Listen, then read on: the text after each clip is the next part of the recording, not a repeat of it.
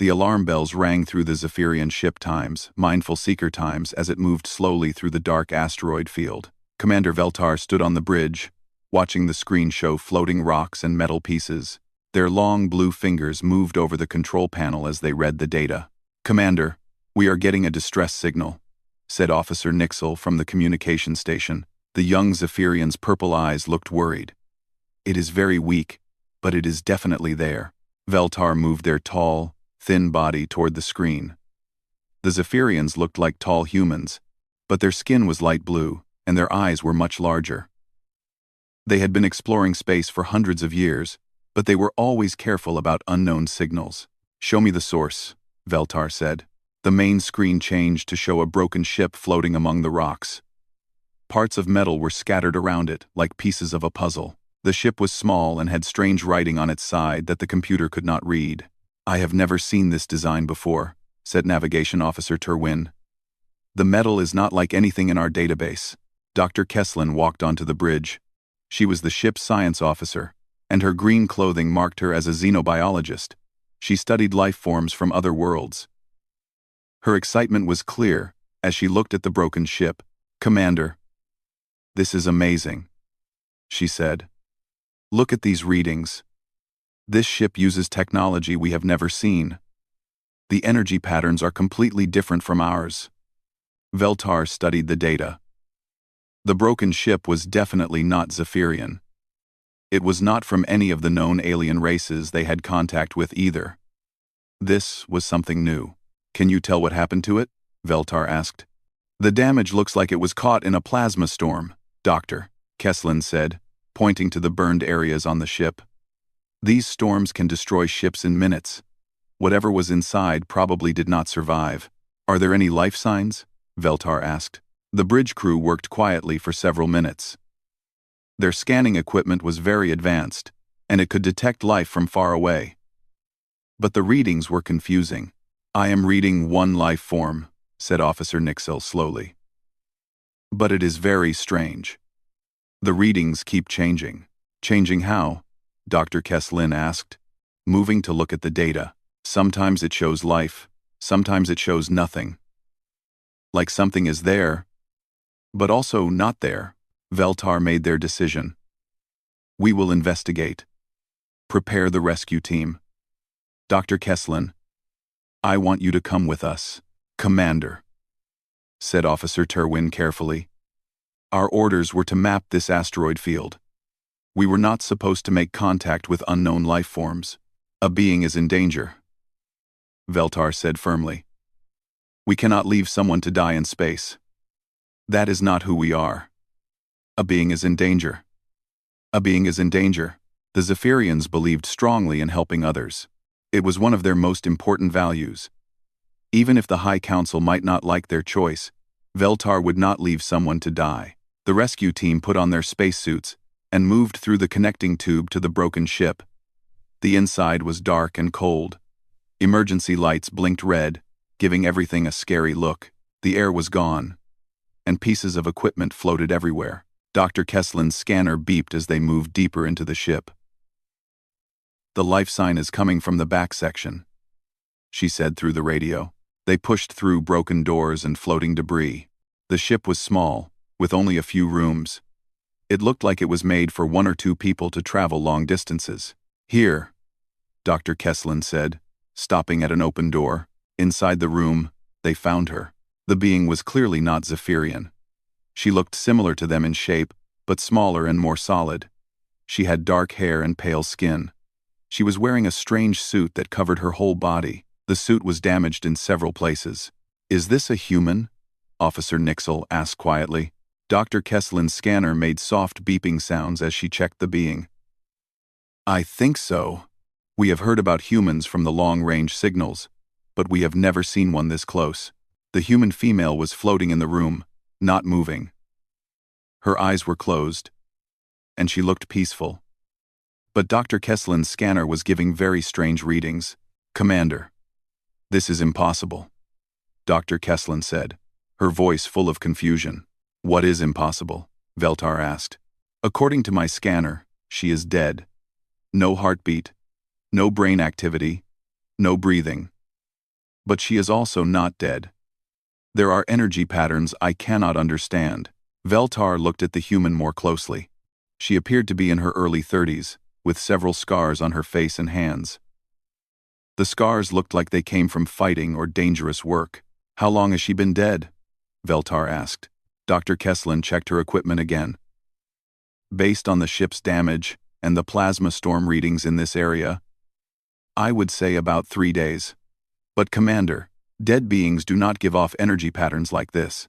Can you explain the energy patterns? No. They are unlike anything in my database. It is like her body is waiting for something. Veltar made another decision. We will take her back to our ship. We need to study this more carefully. Commander, Officer Nixil said. What if she is dangerous? What if this is some kind of trap? She is dead, officer, Veltar said. How dangerous can she be? The team carefully moved the human female to their ship. They put her in the medical bay, where Dr. Kesslin could study her properly. The room had the best scanning equipment on the ship. As they laid her on the medical table, Dr. Kesslin ran more tests. The results were the same each time. The human was completely dead by every measure they knew. But something was definitely happening inside her body. I want a full council meeting, Veltar said. We need to decide what to do with her. Dr. Kesslin looked up from her scanner. Commander, I have never seen anything like this. If she is really human, then humans are far stranger than we thought. Veltar looked at the still form on the medical table. The human female looked so small and fragile. It was hard to believe that something so simple could create such mysterious readings.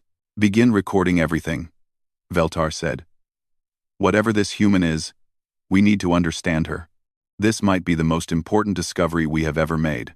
As the medical bay doors closed, none of them noticed the very small change in the human's energy readings. Something deep inside her body was starting to wake up. The council meeting room on the Times, Mindful Seeker Times, was filled with soft blue light. Around the curved table sat the ship's most important officers. Commander Veltar looked at each face as they discussed what to do with the human body. Dr. Kesslin sat forward, her hands moving as she explained her findings. The human female is definitely dead by all our measurements. No heartbeat for 72 hours. No brain waves.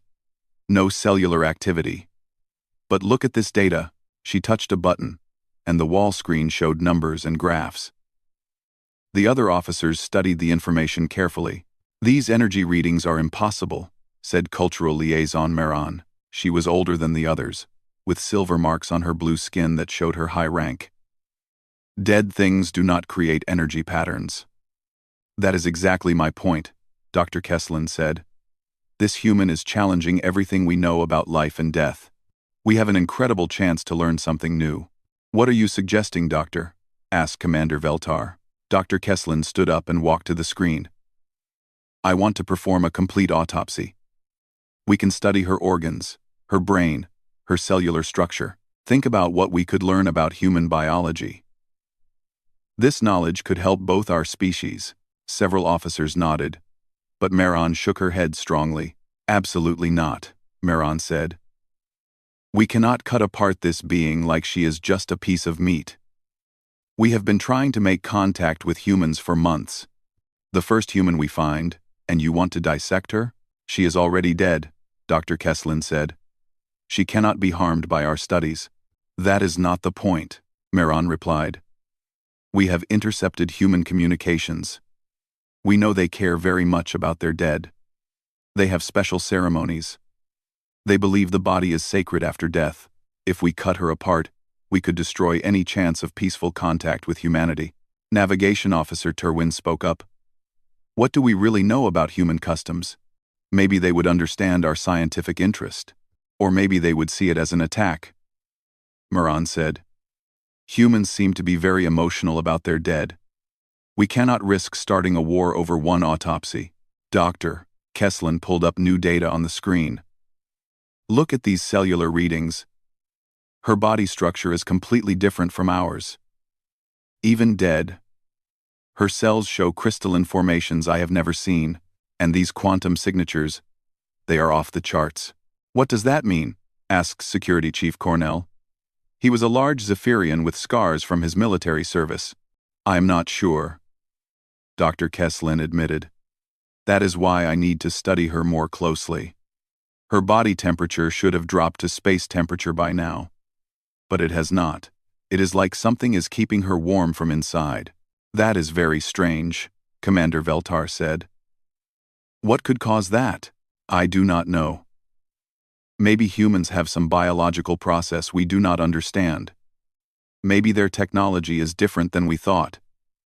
I cannot answer these questions without a proper examination. Meron stood up and walked around the table. Dr. Kesslin, I understand your scientific curiosity. But we must think about the bigger picture. Humans are a new species to us. Everything we do now will affect our relationship with them forever. We could learn things that help humans too, Dr. Kesslin argued. What if she died from something we could cure? What if understanding her biology helps us save human lives in the future? Or what if humans see our actions as violating their most sacred beliefs? Meron replied. We could turn potential allies into enemies. Commander Veltar had been listening quietly. Now they spoke. What do our records tell us about human customs? Communication Officer Nixel touched their datapad. Our long-range monitoring has picked up some information. Humans do seem to treat their dead with great respect. They bury them or burn them in special ceremonies. Families gather to honor the dead person's memory. See? Meron said. This proves my point. We should return her body to human space immediately. But we do not know where human space is exactly, Security Chief Cornell pointed out. Our maps of their territory are not complete. It could take weeks to find the right place to return her. Dr. Kesslin saw an opening. Which gives us time to study her. We could learn so much in just a few days. Or we could send a message to human authorities explaining what happened, Meron suggested. Let them tell us what to do. That could take even longer, Commander Veltar said.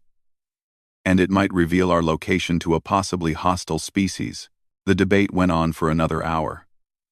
Dr. Kesslin showed more data, pointing out unusual readings that made no sense. The human's body was unlike anything they had ever seen. Her bone density was much higher than expected. Her muscle tissue had strange fibers. Even her blood, though no longer flowing, had particles they could not identify. Look at this scan of her brain, Doctor, Kesslin said, putting up a new image.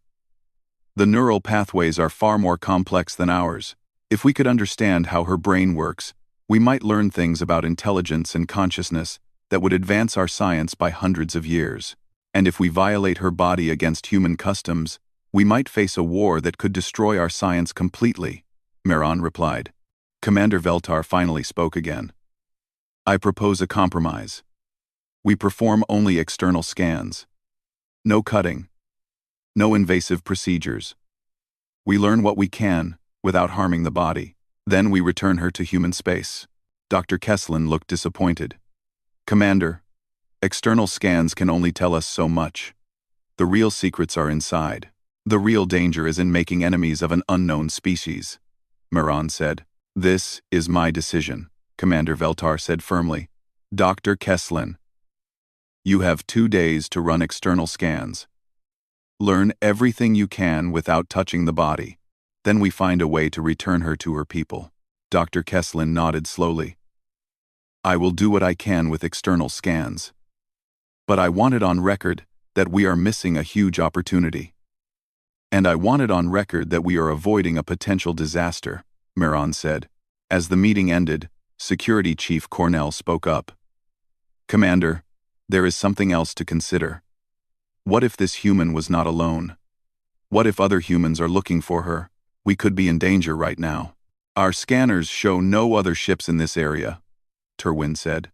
Human technology might be different from ours, Cornell replied.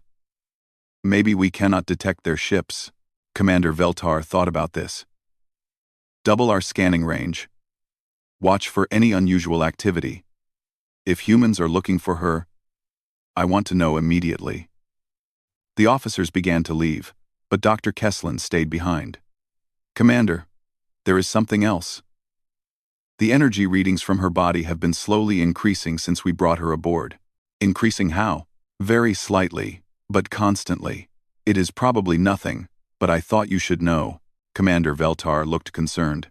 Could she be dangerous? Could the body explode or release toxins? I do not think so. The energy seems stable, just stronger. I will monitor it closely. I will monitor it closely. As Dr. Kesslin left the room, Commander Veltar remained at the table.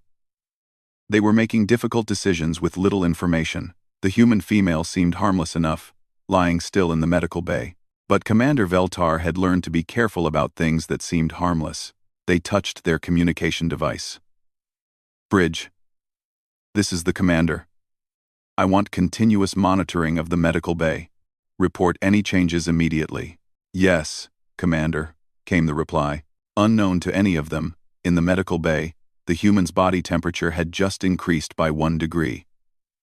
The energy readings Dr. Kesslin was tracking had doubled in the last hour, and deep inside the human cells, ancient genetic codes were starting to activate. Dr. Kesslin was working late in her laboratory when the alarms started screaming throughout the ship. She dropped her datapad and ran toward the medical bay. The hallway lights were flashing red, and she could hear the crew shouting over the communication system. Emergency in medical bay, came the voice of Officer Nixel. All senior staff report immediately. Dr. Kesslin reached the medical bay first. The door was locked, and warning lights flashed around it. She pressed her hand to the scanner, and the door opened with a hiss. Inside, every piece of medical equipment was sparking and smoking. The air smelled like burning metal. Computer screens showed wild readings that made no sense, and in the center of it all, the human's body was glowing with a soft blue light. By the stars, Dr. Kesslin whispered. The light was coming from inside the human female. It pulsed gently, like a heartbeat, but much slower. The medical table she lay on was covered in a fine layer of frost, as if the air around her was much colder than the rest of the room. Dr. Kesslin moved closer carefully. Her scanner was beeping wildly, showing energy readings that were impossible. The human's body was producing more power than their ship's backup generators. Commander Veltar arrived with Security Chief Cornell and 3 other officers. They stopped at the door, staring at the glowing form on the table. Doctor, what is happening? Commander Veltar asked. I do not know. Dr. Kesslin said honestly. The energy readings started climbing an hour ago. Then everything went crazy at once. Is she dangerous? Security Chief Cornell asked, his hand moving toward his weapon. I do not think so. The energy seems contained to her body. But look at this. Dr. Kesslin showed them her scanner. Her brain is showing activity now. Her heart is starting to beat. Her cells are regenerating. Regenerating? Commander Veltar asked. She has been dead for 3 days. That is what I thought too. But maybe humans are not dead the same way we understand death. The blue light around the human's body grew brighter. Then, suddenly, her fingers moved. All the Zephyrians stepped back. Security Chief Cornell drew his weapon but did not point it at her. Did you see that? Officer Nixel whispered. The human's chest began to rise and fall slowly. Her breathing was deep and steady, like someone waking up from a long sleep. The blue light continued to pulse through her body. Commander, Dr. Kesslin said quietly, I think she is coming back to life. That is impossible. So was her being dead with energy readings. I think we need to prepare for the impossible. The human's eyes suddenly snapped open. They were brown, but filled with the same blue light that surrounded her body. She looked around the room, taking in the alien faces staring at her. Then she tried to sit up. The restraints that held her to the table snapped like paper. She moved with strength that seemed impossible for someone who had been dead. The metal straps that were designed to hold down large, dangerous animals broke without effort. Dr. Kesslin's scanner exploded in her hands. Sparks flew everywhere, and she dropped the smoking pieces. The human sat up completely, her glowing eyes looking at each Zephyrian in turn. When she spoke, her voice was rough but clear. Where am I? She asked in perfect galactic standard. No one answered for several seconds. Finally, Commander Veltar stepped forward. You are aboard the Zephyrian ship times Mindful Seeker *. We found you in the wreckage of your ship. You were. You appeared to be dead. The human looked down at her hands. The blue light was starting to fade, but she could see it flowing under her skin like glowing blood. How long? She asked. How long what? How long was I out? Dr. Kesslin found her voice. 72 hours. You had no heartbeat, no brain activity. By every measurement we know, you were dead. The human nodded as if this was normal. That sounds about right. The emergency systems must have kicked in when my ship got hit. She looked around the medical bay. Sorry about your equipment. The wake-up process can be a little rough on electronics. Wake-up process? Commander Veltar asked. The human stood up from the table. The Zephyrians were tall, but she was shorter and much more solid-looking. Her muscles were clearly defined, and she moved with the confidence of a trained fighter. I am Major Elena Vasquez, Terran Deep Space Corps, she said. Thank you for rescuing me. I know this must be confusing for you. Security Chief Cornell still had his weapon ready. How is it possible that you were dead, and now you are alive? Elena looked at him and smiled. I was not really dead. I was in survival hibernation. It is something humans can do when we are about to die. Our bodies shut down almost completely to preserve life. We scanned you thoroughly, Dr. Kesslin said. There were no life signs at all. The hibernation is designed to fool most scans. It has to be. Or predators would find us while we are helpless. Elena stretched her arms and moved her head from side to side. How do I feel? Different. Stronger. That is normal too. Normal? Commander Veltar asked. The hibernation process does not just save us, it improves us. When we wake up, we are better than we were before. Faster.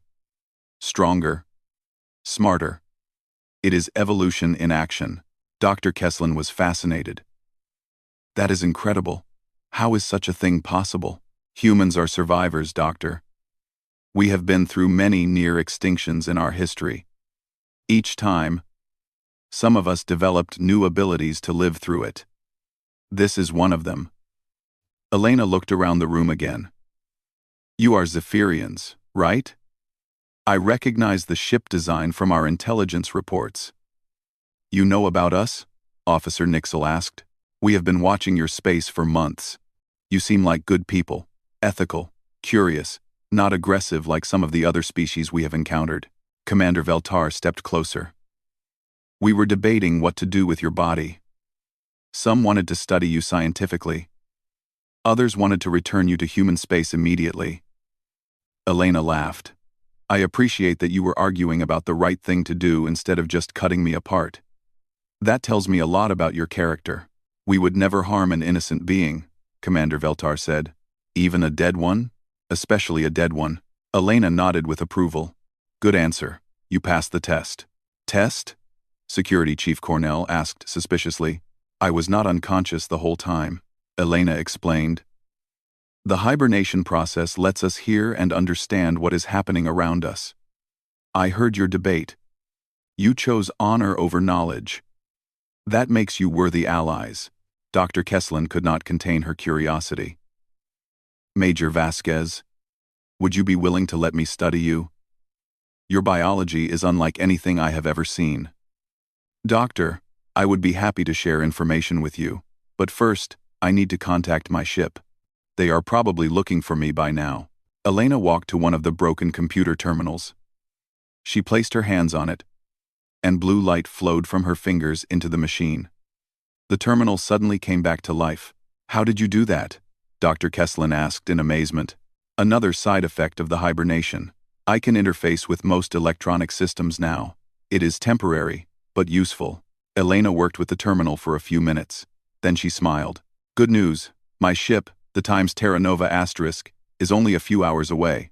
They have been searching for me since the plasma storm hit. She looked at Commander Veltar. They would like to meet you officially. This could be the beginning of a real alliance between our species. Commander Veltar felt a mixture of excitement and nervousness. We would be honored to meet with your people. Great. I think you are going to like humans, Commander. We are weird, but we grow on you. As Elena spoke with the Zephyrian crew, none of them noticed that her enhanced abilities were not fading as she had said they would. If anything, they were growing stronger. Her eyes still held traces of blue light, and her touch could bring dead machines back to life. She had not told them the complete truth about human hibernation. Some things were better learned slowly. Elena sat in the ship's common room with the Zephyrian crew, sharing a meal and answering their endless questions. The food was simple but good. Protein cubes and nutrient paste that tasted better than it looked. She had been awake for 6 hours now, and the aliens were still amazed by her recovery. Major Vasquez, Dr. Kesslin said, putting down her eating utensil. I have been thinking about what you told us. This hibernation ability, how many humans have it? Elena paused before answering. That is complicated. All humans have the genetic code for it, but most never activate it. It only happens when death is absolutely certain. How certain? Commander Veltar asked. Very certain. Your body has to believe there is no other way to survive. Fear is not enough. Danger is not enough. It has to be convinced that you will die in the next few minutes if something does not change. Security Chief Cornell leaned forward. What triggers it exactly? Elena looked thoughtful. Usually, extreme trauma combined with impossible situations, like being caught in space during a plasma storm with no rescue coming, or being buried alive with no air. The worse the situation, the stronger the hibernation response. And when you wake up, you are enhanced? Dr. Kesslin asked. Enhanced is one way to put it. Elena stood up and walked to the room's main computer terminal. May I demonstrate something? Commander Veltar nodded. Elena placed her palm on the terminal. Blue light flowed from her hand into the machine. The screen showed system diagnostics that Dr. Kesslin had never seen before. Your computer has several problems, Elena said. Memory corruption in sectors 7 through 12. A virus in your navigation system that has been stealing processing power for months, and someone has been accessing your personal files without permission. She looked at Officer Nixel. You might want to change your access codes. Nixel's face went purple with embarrassment. How could you know that? I can see the data flows in your system. The enhanced brain function lets me process information much faster than normal. I can also see patterns that would take your best computers hours to find. Elena removed her hand from the terminal. Fixed the virus, by the way, and improved your system efficiency by about 30%. Dr. Kesslin checked her scanner readings. Incredible. You just performed modifications that should have taken our engineers weeks to complete. This is temporary, right? Commander Veltar asked. You said the enhancements fade. Ah. Elena sat back down, and for the first time since waking up, she looked uncomfortable. I may not have been completely honest about that. The room became very quiet. What do you mean? Security Chief Cornell asked, his hand moving toward his weapon again. The enhancements do not fade, Elena said. They become part of who you are. Every time a human goes through the hibernation process, they become something more than they were before. More how? Dr. Kesslin asked. Faster reflexes, enhanced strength, improved cognitive processing, better healing, longer lifespan, and sometimes other things. Elena gestured toward the computer terminal. Like being able to interface with electronic systems directly. Commander Veltar was quiet for a long moment. How many times have you been through this hibernation? This was my third time. Third? Dr. Kesslin said in amazement. What happened the other times? Elena's expression grew distant. The first time was during the war with the Krex Empire. My unit was trapped on a dead planet for weeks. No food, no water, poisonous atmosphere. Half of us died. The other half went into hibernation and survived until rescue came. And the second time? Ship accident in deep space. Life support failed, and I was floating in a damaged suit for days. The hibernation saved me then too. But why did you not tell us this before? Commander Veltar asked. Elena looked around the room at each alien face. Because most species find the truth about humans frightening. We do not just survive extinction events. We evolve from them. We become stronger each time something tries to kill us. That is, Dr. Kesslin searched for words. That is evolutionary impossible. Adaptation takes thousands of generations, not individual experiences. For most species, yes, humans are different. We have something we call the survival imperative. It is built into our genetic code at the deepest level. When we face extinction, our bodies do not just try to survive. They try to become something that cannot be destroyed the same way again. Quote, Elena stood up and walked to the room's observation window. Outside, stars moved slowly past as the ship traveled through space. My species has been through dozens of near extinctions, she continued. Ice ages, volcanic winters, asteroid impacts, plagues, wars. Each time, some of us survived. And each time, we became a little harder to kill. Is that why humans are so? Security Chief.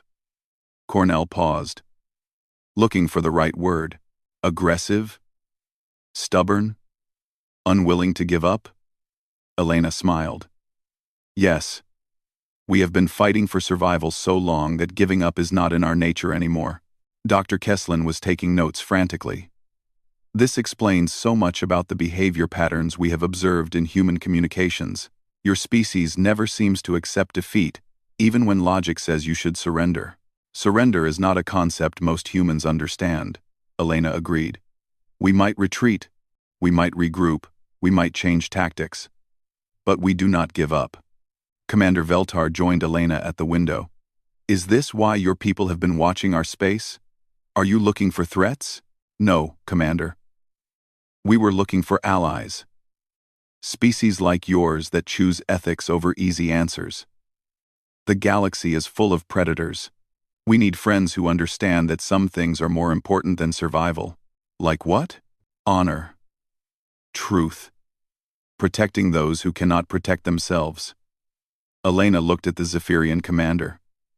You could have dissected my body and learned all our secrets. Instead, you chose to respect what you thought were the wishes of a dead being. That makes you the kind of people we want to know. Officer Nixel spoke up. Major Vasquez, are there many humans like you? Enhanced humans? More than you might think. Space travel is dangerous. Military service is dangerous. Deep exploration is dangerous. Humans who choose dangerous jobs often end up going through the hibernation process at least once. And they all come back enhanced? In different ways, yes. Some become stronger. Some become faster. Some become smarter. A few develop abilities that seem almost impossible.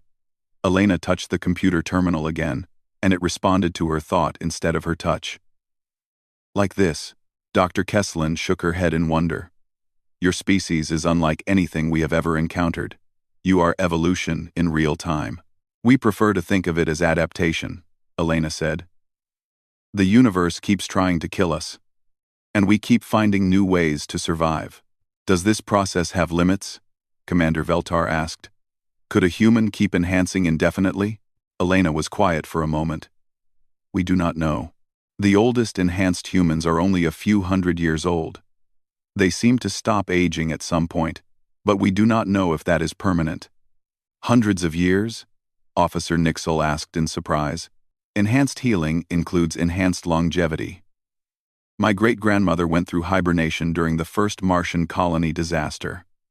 She is over 200 years old now, and still looks like she is 30. The room fell silent as the Zephyrians processed this information. Finally, Dr. Kesslin spoke. Major, would you be willing to share some of this information with our scientists? Not for dissection or invasive studies, but for knowledge? This could advance our understanding of biology by centuries. Elena nodded. I think that can be arranged. But I have a condition. What condition? I want to learn about your species too. The hibernation process has given me enhanced pattern recognition.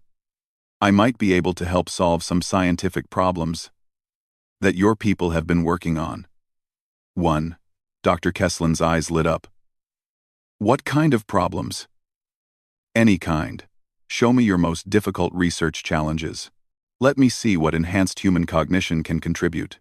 Commander Veltar made a decision. Dr. Kesslin, prepare your most challenging data sets. Let us see what human enhancement can accomplish. As the crew began making plans, Elena looked out at the stars again. She had not told them everything about human enhancement. Some abilities were too strange, too powerful, too frightening for other species to understand. But perhaps, if these Zephyrians proved to be true allies, she might eventually share those secrets too.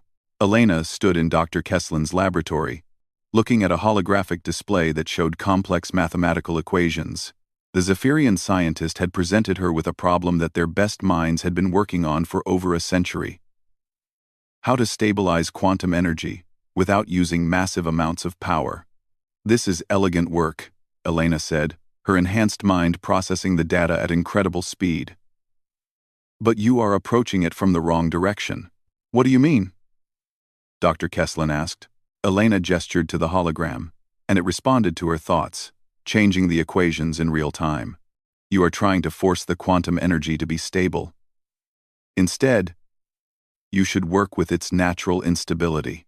She moved her hands, and new calculations appeared. See?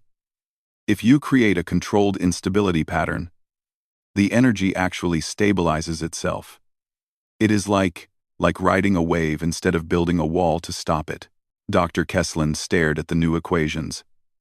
That is brilliant. Because your species thinks logically, Elena said with a smile. Humans think chaotically. We are used to working with unstable systems because we live in unstable situations all the time. The laboratory door opened, and Commander Veltar entered with exciting news. Major Vasquez, we are receiving a transmission from your ship. The Times Terra Nova Times will be here in 2 hours. Quote, Elena nodded. Good. Captain Morrison will want to meet you personally. She paused. I should warn you. He has been enhanced 4 times. He might seem a little intense. Intense how? Security Chief Cornell asked as he joined them. Enhanced humans who have been through the process multiple times can be overwhelming for other species. We process information very quickly, and we tend to be very direct in conversation. More direct than you? Commander Veltar asked. Elena laughed. I am actually quite diplomatic for an enhanced human. Captain Morrison will probably know everything about your ship, your crew, and your mission within minutes of coming aboard. Dr. Kesslin looked up from the quantum equations. How is that possible? Enhanced pattern recognition combined with enhanced intuition. We can read micro-expressions, voice patterns, body language, environmental clues. After a while, it becomes easy to understand people very quickly. That sounds useful, Officer Nixel said. It can be. It can also be frightening for people who are not used to it. Elena looked around the room. That is why I wanted to prepare you. Captain Morrison is a good man, but he can be intense. Commander Veltar was quiet for a moment. Major, are we making the right choice in allying with humans? Your abilities are impressive, but they are also concerning. Elena understood the fear in the commander's voice. Commander, let me tell you something about humans that might ease your concerns. Yes, we are dangerous. Yes, we are hard to kill. Yes, we evolve and adapt in ways that other species find frightening. She walked to the observation window that looked out into space. But we are also loyal to our friends. When humans choose allies, we protect them as fiercely as we protect ourselves. The species that have allied with us have thrived. The species that have tried to destroy us have not. What happened to them? Security Chief Cornell asked. The Krex Empire tried to wipe out humanity during our first expansion into space. They glassed 3 of our worlds and killed billions of people. Elena's voice became cold. That was 200 years ago. Today, the Krex Empire no longer exists. You destroyed an entire interstellar empire? Dr. Kesslin asked in shock.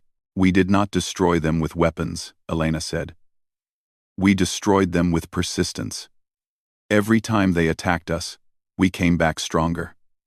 Every time they thought they had won, we found a new way to survive and strike back. Eventually, their own people revolted because the war was costing too much and gaining nothing. Elena turned back to face the Zephyrians. But the Altari Federation has been allied with humans for 50 years. We have shared technology, defended their borders, and helped them colonize new worlds.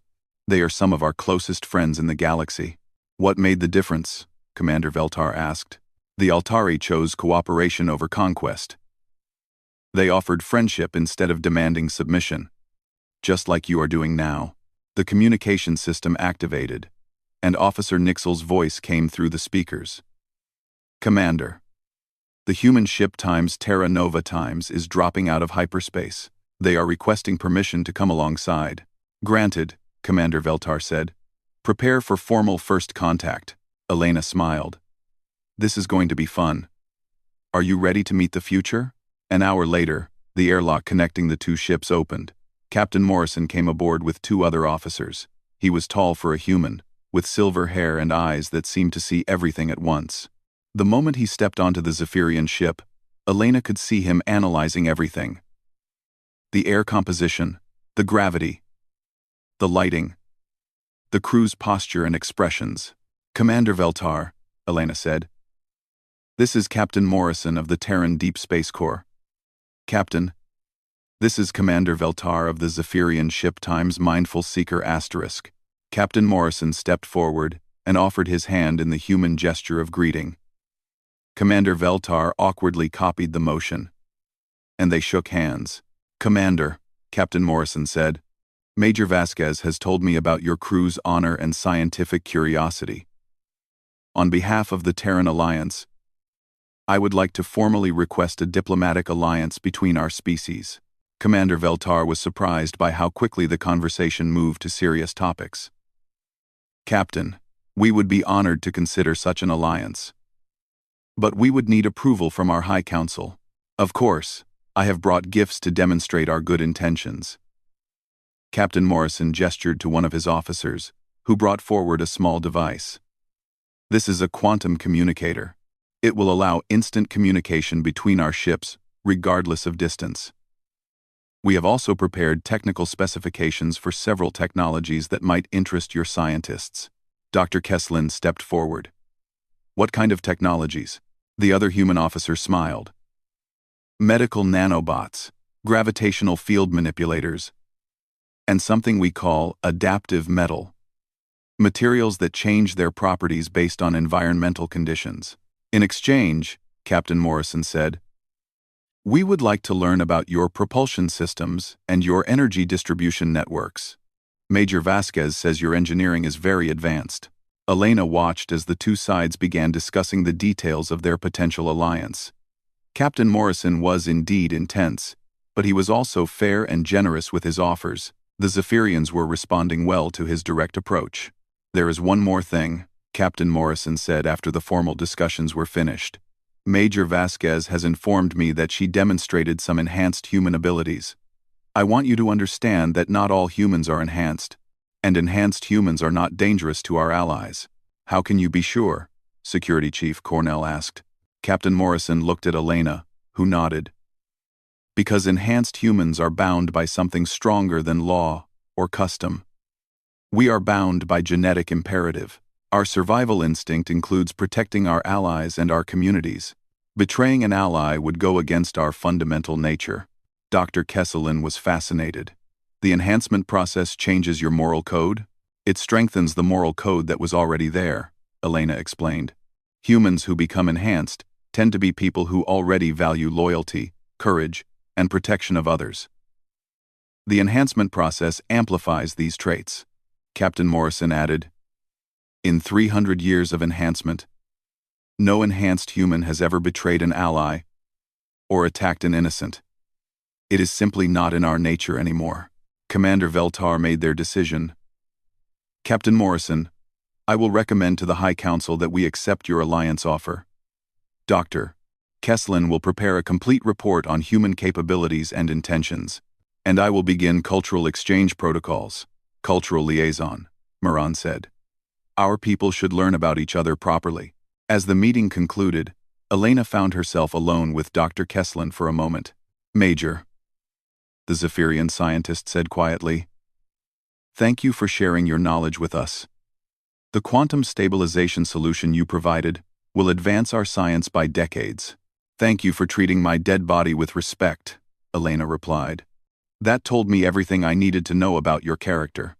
Dr. Kesslin looked puzzled. You said earlier that you could hear us during hibernation. Did you really hear everything? Elena smiled. Every word. The debate about whether to study me or return me to my people. Commander Veltar choosing compromise over extremes. Meron, defending the rights of the dead. You pushing for knowledge but accepting ethical limits. And if we had chosen differently, then you would have learned that dead humans can wake up very, very angry, Elena said with a grin. Later, as Elena prepared to transfer back to the Times Terra Nova *, she sent her official report to Terran Command. First contact with Zephyrian species successful. Recommend full alliance negotiations. Species demonstrates high ethical standards and advanced scientific capabilities. No hostile intent detected. Personal note. Hibernated for 3 days. Woke up enhanced as expected. Zephyrians showed proper respect for apparent dead. Good people. Will make excellent allies. She paused, then added, P.S. Died again. Got better again. The universe really needs to try harder. As the two ships prepared to part ways, Commander Veltar stood on the bridge watching the human vessel. Dr. Kesslin joined them. Commander, do you think we made the right choice? She asked. Dr. Kesslin, I think we just allied ourselves with the most dangerous and most loyal species in the galaxy, Veltar replied. I cannot think of better friends to have. On the Times Terra Nova *, Elena looked back at the Zephyrian ship through the observation deck windows. Captain Morrison came to stand beside her. What do you think, Major? Will they make good allies? Elena smiled, her enhanced senses still picking up the emotional patterns from the other ship. Captain, they chose honor over knowledge, ethics over opportunity, and friendship over fear. They are exactly the kind of people the galaxy needs more of. And they are not afraid of what we are? They are afraid, Elena said honestly. But they are choosing to trust us anyway. That takes real courage. As the two ships went their separate ways, Elena felt satisfied. Humanity had found another ally, and the galaxy had become a little bit safer for everyone.